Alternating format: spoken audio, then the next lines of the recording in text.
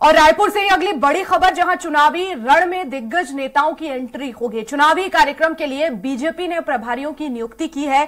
चुनावी कार्यक्रम के प्रभारियों की लिस्ट में 9 लोगों का नाम है। पीएम मोदी, अमित शाह को कार्यक्रम की जिम्मेदारी दी गई है। अनुराग सिंहदेव, राजेश पांडे और विभा अवस्थी को जिम्मेदारी मिली है। संजय श्रीवास्तव, संजू नारायण सिंह ठाकुर को भी जिम्मेदारी मिली है।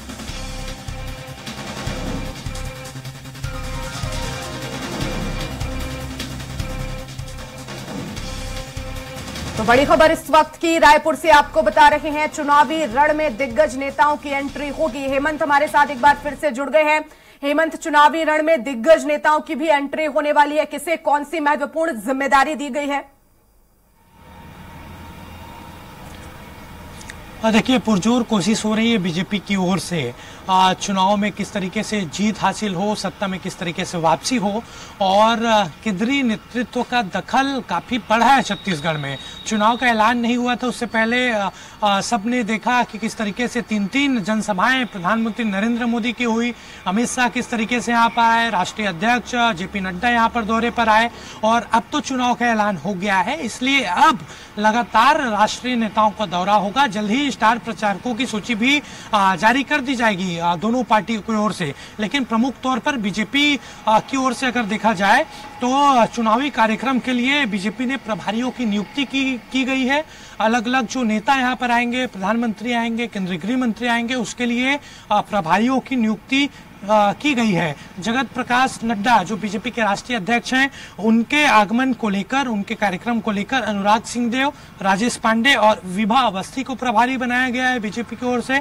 इसके अलावा पीएम मोदी के कार्यक्रम के लिए भूपेंद्र सवन्नी, शंकर अग्रवाल और किरण बघेल को जिम्मेदारी दी गई है। इसके अलावा केंद्रीय गृह मंत्री अमित शाह भी जल्द छत्तीसगढ़ के दौरे पर आएंगे। अलग अलग इलाकों में उनकी जनसभाएं होंगी, तो उनके कार्यक्रम को लेकर प्रभारी की नियुक्ति की गई है। उनके कार्यक्रम के लिए संजय श्रीवास्तव, संजू नारायण सिंह ठाकुर और संध्या तिवारी को प्रभारी नियुक्त किया गया है। तो इन सभी जो प्रभारी हैं उनकी जिम्मेदारी यही होगी कि सुचारू रूप से कार्यक्रम वहां पर राष्ट्रीय नेताओं का मनाया जा सके, और भीड़ की जो बात होती है, जनसभाओं में अच्छी खासी भीड़ पहुंचे, ये भी उनकी टारगेट रहेगी।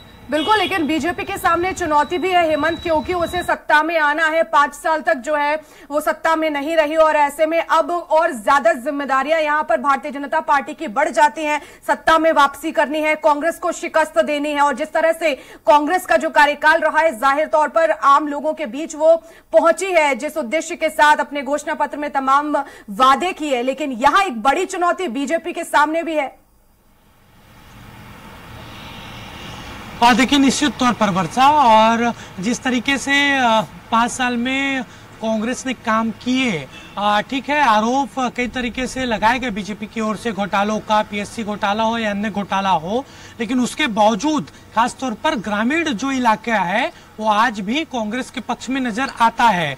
खासतौर पर जो किसान हैं, क्योंकि कर्ज माफी एक बड़ा चैलेंज था कांग्रेस के सामने, उस चैलेंज को पूरा करने की कोशिश एक तरीके से हुई है। और पिछले 4 साल अगर देखा जाए कांग्रेस बीजेपी के अगर क्रियाकलापों के बारे में, उस तरीके से खड़ी नजर नहीं आई बीजेपी। हालांकि पिछले 1 साल से जब से प्रदेश अध्यक्ष बने अरुण साव, तब से काफी सक्रिय पार्टी जरूर हुई है, लेकिन चुनौती काफी है। एक तरीके से भीड़ जुटाने की, अलग अलग जो नेता आएंगे, आम सभा होगी, उसमें किस तरीके से भीड़ आए, वो एक अलग चुनौती रहेगी।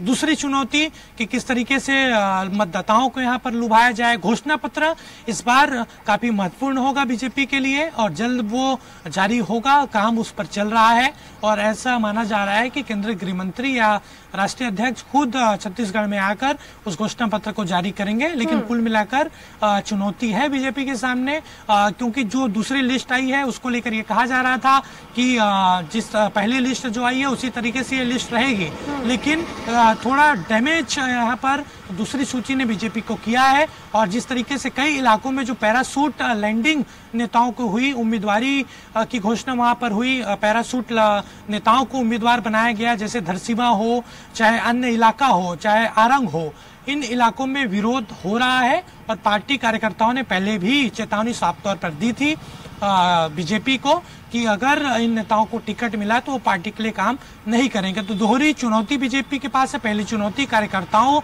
का विरोध और दूसरी चुनौती किस तरीके से सरकार को यहाँ पर चैलेंज कर पाए।